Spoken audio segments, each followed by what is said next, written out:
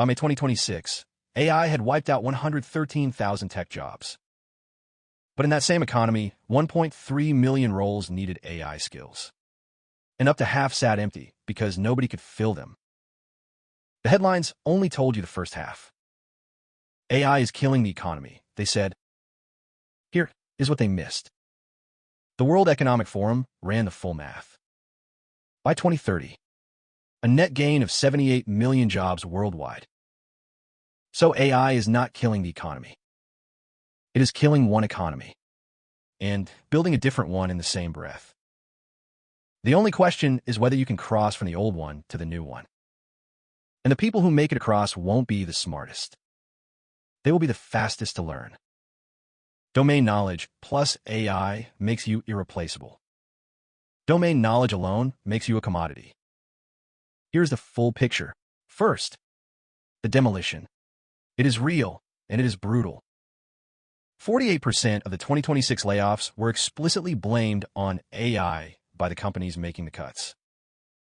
Amazon. Around 30,000 roles gone since last October. Oracle. Cuts began in late March. Analysts estimate 20 to 30,000, nearly a fifth of the company. Meta. 8,000 laid off, plus 6,000 open jobs closed. To free up budget for AI. Cisco. 4,000, with the CEO naming AI directly. And the jobs that vanish first all share one fingerprint. Repetitive work that follows a script. Tier 1 support. Data entry. Routine document review. Basic transactional roles. If a task can be written down as a set of steps, it is on the list. This is the economy that is being demolished. And no amount of optimism makes that part less painful for the people standing in it. Now, the construction site next door. While those jobs vanish, an entirely different labor market is exploding. Roughly 1.3 million American jobs already require AI skills. Bain estimates up to half of them stay empty through 2027 because there is nobody qualified to take them. Globally, demand for AI talent outruns supply more than 3 to 1. 1.6 million open roles. Around 500,000 qualified people. And these jobs pay. AI-skilled roles command a wage premium north of 50% over the equivalent traditional job. Then there are roles that did not exist 3 years ago. AI governance and compliance alone is projected to create 340,000 new positions. Prompt engineering, i.e. orchestration, agent supervision. The headline says there are no jobs.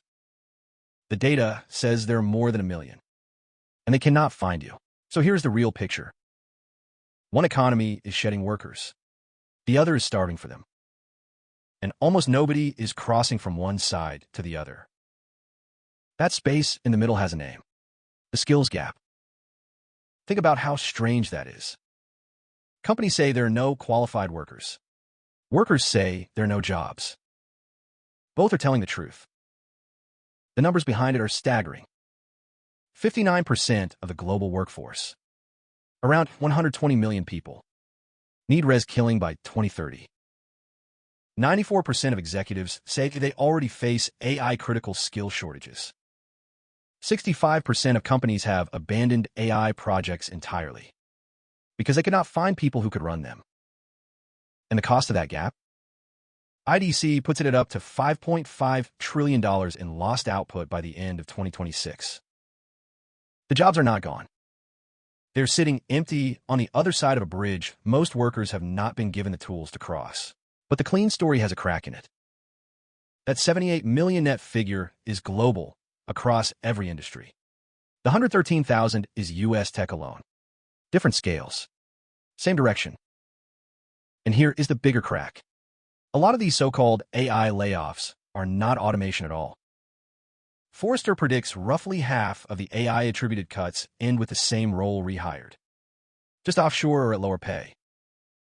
That is not a robot taking the job. That is repricing the human who does it. So this is not machines replacing people.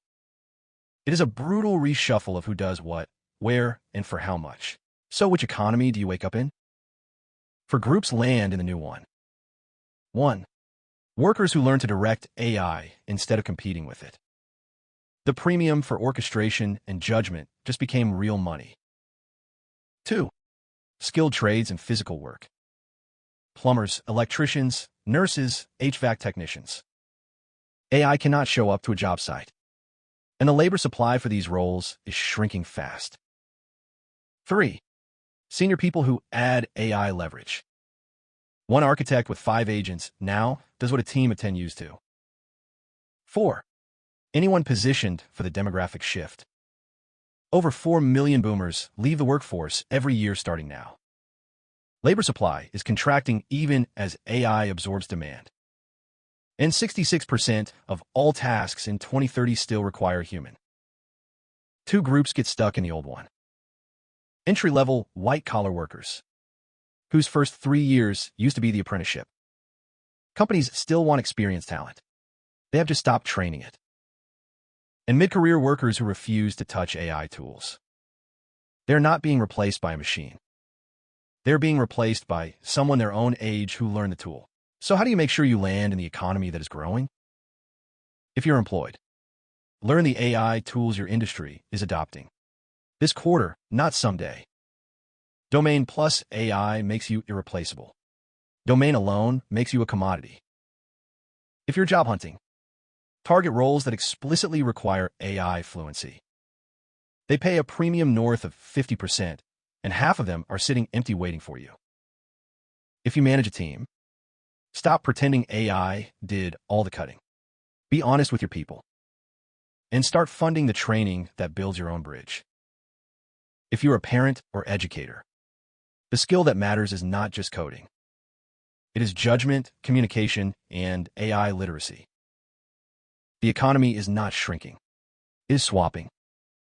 And the swap is brutal only for the people who stand still. If this changed how you see the layoffs in your feed, subscribe. 1 video a week on what the headlines miss. Hit the bell so the next one finds you.